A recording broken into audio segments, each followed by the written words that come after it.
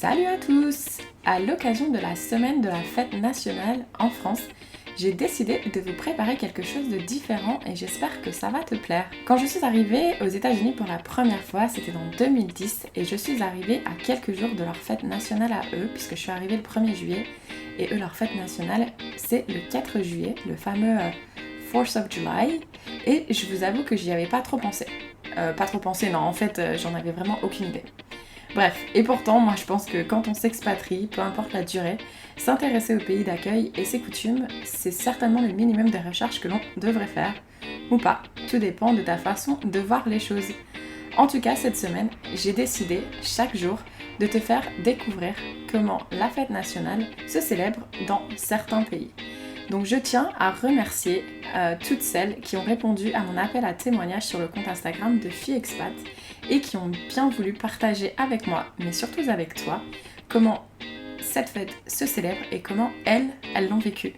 Voilà, je te souhaite une très bonne écoute. Salut à toi et ravie de te retrouver aujourd'hui.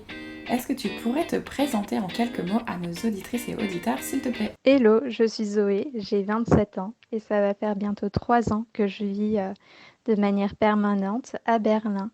J'y suis venue d'abord seule pour mon master et maintenant j'y travaille.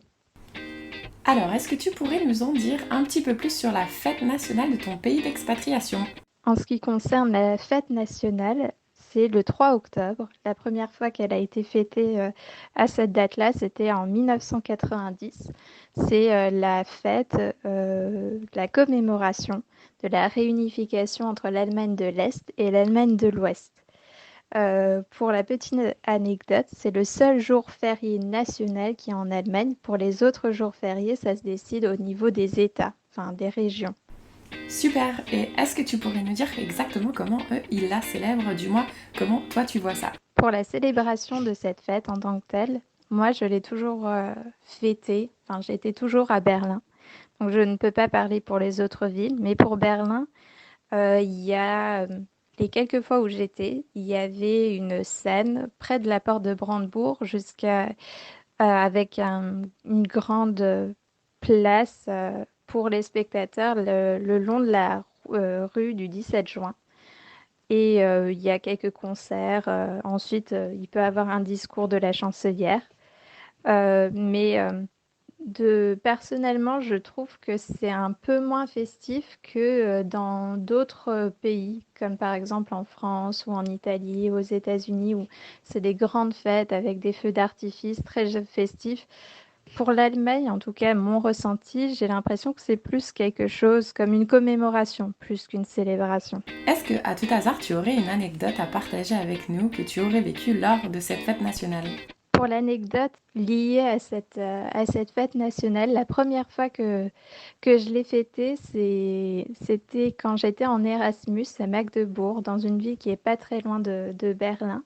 Avec des amis, on savait même pas que c'était la fête nationale et on est parti à Berlin pour un week-end et on a été un peu surpris de voir tout fermé et on a décidé d'aller à ce fameux concert, cette grande scène ouverte près de la porte de Brandebourg et on attendait forcément un feu d'artifice parce que pour nous, il doit y avoir un feu d'artifice pour une fête nationale et on l'a attendu toute l'après-midi, toute la soirée et il est jamais venu.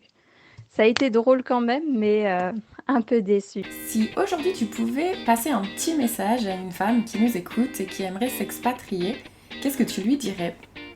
Ce que je dirais à une fille qui veut partir en expatriation, je dirais de préparer ça comme un véritable projet, c'est-à-dire le documenter, demander à des personnes qui ont passé le pas, leur retour d'expérience, comment ils ont réussi à le faire, les points positifs, les points négatifs, s'interroger soi-même sur ce qu'on veut faire, ce qu'on en attend, quel est notre projet, notre but par rapport à tout ça. Et une fois qu'on est plus ou moins au clair avec ça, eh ben, il faut foncer, faut pas hésiter et surtout, on n'est pas à l'abri de passer vraiment des plus belles expériences de vie ou en tout cas une des plus fortes que l'on puisse vivre. Et comme toujours, pour conclure l'épisode de Fille Expat, est-ce que tu pourrais partager avec nous ta citation préférée? pour la citation qui me correspond le mieux, en tout cas toutes les expériences à l'étranger que j'ai vécues, c'est une citation des bronzés font du ski. C'est oublie que tu n'as aucune chance, vas-y, fonce, on ne sait jamais, sur un malentendu, ça peut marcher. Eh bien, merci à toi de m'avoir appris comment elle se fête, cette fête nationale dans ton pays d'expatriation. J'espère que ça t'a plu, toi qui nous écoutes. Et surtout, n'hésite pas à nous laisser un petit commentaire sur iTunes ou Apple Podcast si tu as aimé cet épisode. Très bonne journée ou très bonne soirée à toi et j'espère à très vite.